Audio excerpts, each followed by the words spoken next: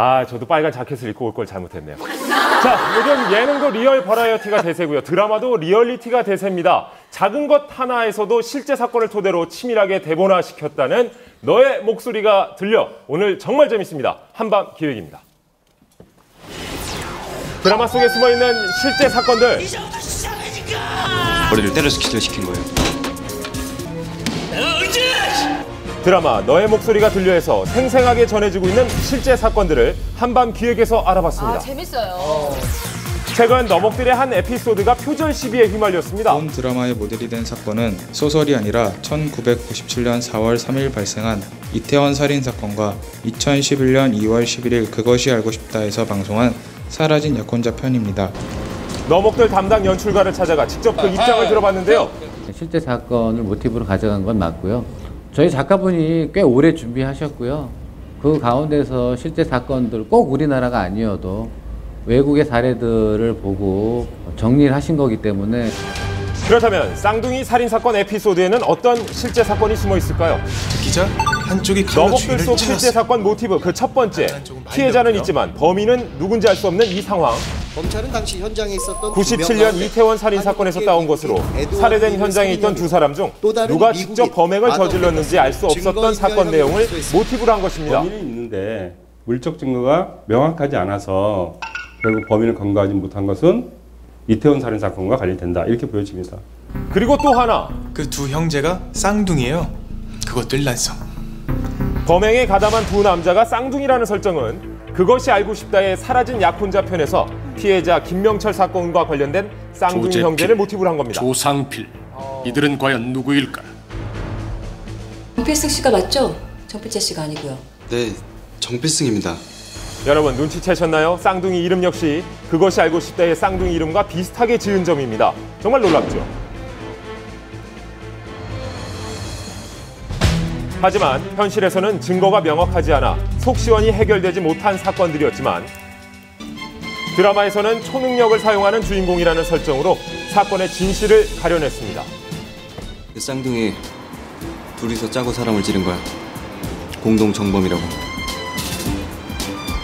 이에 변호사와 검사는 둘 다 잡는다? 저희 둘이 짜고 그 사람을 죽였습니다. 이 자식이 무조건 안 죽였다고 잡아떼라고 했거든요. 그럼 둘 다 무죄로 풀려날 거라고. 이렇게 사건이 해결되며 흥미를 더했습니다. 법조인들이 사실 가지고 싶은 능력이 바로 그거죠. 진실을 알 수 있는 능력. 근데 이제 이종석 씨가 그런 초능력이 있으시니까 어떤 진실에 맞게 어떤 변호사나 검사나 판사가 어떤 역할을 해주니까 그게 드라마적인 재미인 것 같아요. 그리고 드라마의 핵심이 되는 민중국의 살인사건. 혜성의 증언으로 죗값을 치르게 되는데 딸년이 10년 전에 법정에서 증언하겠다고 나대서 죽는 거야. 이렇듯 드라마는 절정을 향해 가고 있는데요.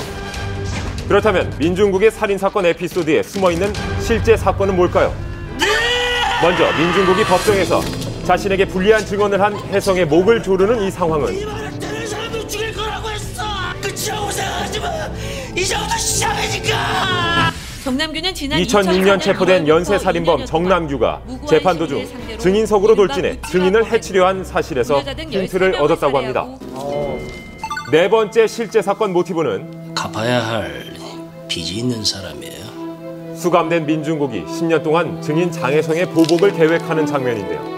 지체장애 여성 보복 살해 사건의 용의자 14년 전 자신을 신고한 여성을 무참히 살해했습니다. 아, 정말 그런 일이 있었네요. 작가는 나날이 들고 있는 증인 보복 살해의 문제점을 착안한 겁니다.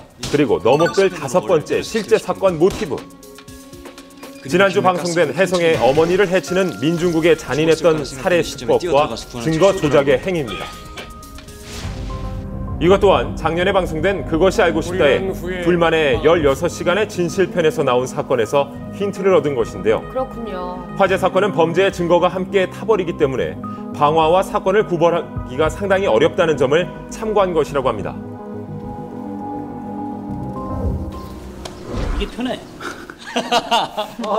저번 주 방송 나갔지 않습니까? 네, 제가 제대로 악마의 모습을 보여줬죠. 죽였죠. 네, 우리 혜성의 어머님을. 어쨌든 저는 이제 복수의 화신이니까 굉장히 그 감옥에서 10년 동안 치밀하게 준비를 하지 않았나라는 생각이 듭니다. 본인이 진짜 민주